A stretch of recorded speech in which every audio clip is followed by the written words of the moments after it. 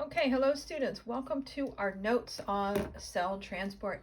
These will be the only notes we'll be taking in our interactive notebook on this, but we are going to be learning today using this Frayer model, which we haven't used before, but it's a great model if your vocabulary word is really rich and has a lot of information in it. It's a good way to organize it. We've got our definition, which is usually like a textbook definition. This is my favorite section, the characteristics. This really tells us what it's like. We're going to do some examples, and then we're going to do some models. Usually this is examples and non-examples, but I wanted enough room for us to model what cell transport looks like if it's passive transport, okay? So go ahead and make sure that you draw this out first. You've got your word in the middle and basically 4 boxes, okay? So what is the definition of cell transport if it's passive transport? Active transport is something you were going to learn in high school. We're just going to focus on the one that happens without energy, okay? So passive transport is the movement of substances, and those substances can be a variety of things, but typically they are very small, uncharged particles. I need to change my purple, it's running out of ink. So the substances we're going to be talking about are mainly like water, carbon dioxide, glucose, very small uncharged particles that are really essential for the cell. They need to move in and out quickly and easily. So the movement of substances through a cell membrane, remember that semi-permeable membrane that has that very unique structure, without using the cell's energy. So you have probably heard the word passive before in other areas, like, oh, he's got a very passive personality, or you may have heard the term passive aggressive. That means it's kind of low energy, really chill. It doesn't need any energy. So passive transport is the movement of substances through a cell membrane without using the cell's energy. So let's go ahead into a deeper dive into passive transport using this characteristics list. So passive transport and the type of movement and the way that substances move really depends on the amount of the substance on either side of the cell membrane. We call that concentrations. So we're always going to be thinking about kind of 2 different areas, inside the cell and outside the cell.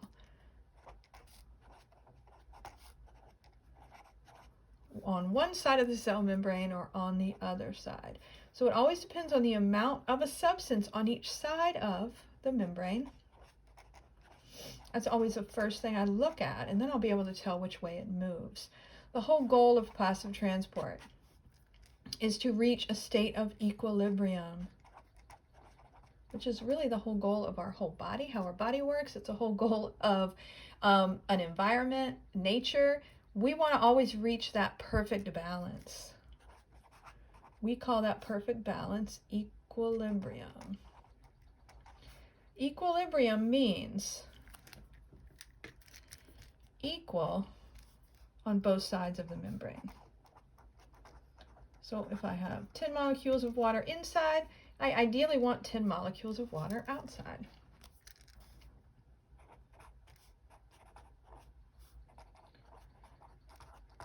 There are really 2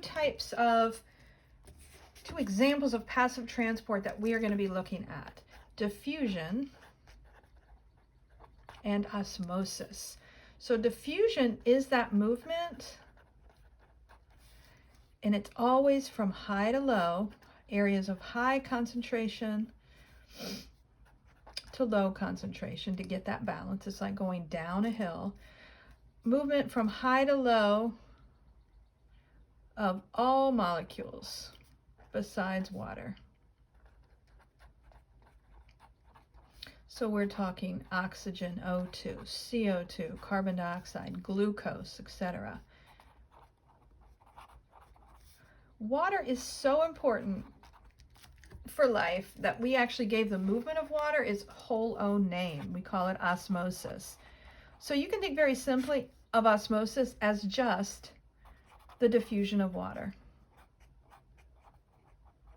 So it's still going from areas of high concentration to areas of low concentration, but it's only using the super important molecule H2O, okay?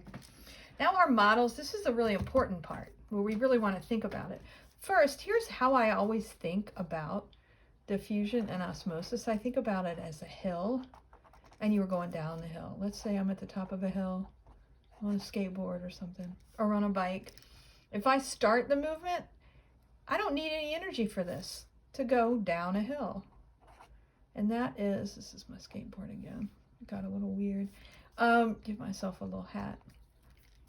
Going down a hill requires no energy. So you might want to think about passive transport in that way. No energy. You're starting high at the top of the hill, going to low at the bottom. So think about it this way. And then I always think about models. So if we have a cell, and let's say I have got 3 molecules of oxygen. So let's say this green is O2. I've got 3 molecules of oxygen inside the cell, and I might have 10 to 15 outside. This is not a state of equilibrium. So passive transport would move these molecules inside through the cell membrane without any energy necessary. It's just a natural movement from high to low. Okay, high to low. Now, if it was water, it's going to be the same deal. Let's say I have got little droplets of water. I've got H2O, okay? My cell is packed full of water. It's a particularly water-filled cell. Maybe it's that egg after we let it sit in pure water. But this little purple is going to be my H2O. Let's say I only have 3 little molecules outside the cell. So which direction is the water molecule going to move if it's undergoing passive transport from high areas of high concentration to low? Always look inside and outside the cell first. Okay, clearly I got more inside. So naturally, to reach that state of equilibrium, that water molecule is going to move outside the cell membrane until it's equal, okay? Now this is not a static process. It's not then going to stop. Molecules are moving all the time to reach that state of equilibrium. But you're going to have to know kind of which way they would move without energy, and that would always be from high to low. We call that diffusion. And osmosis if it's water. Okay, so make sure you get these notes in your interactive notebook. Make sure you do your left side. Remember, be creative, use colors. Write a song about osmosis. You can rewrite it using color. You can make a flow chart, a concept map, a cartoon. It's really up to you, but it really helps you interpret these teacher notes, okay? And then make sure you snap a picture and attach it to this assignment.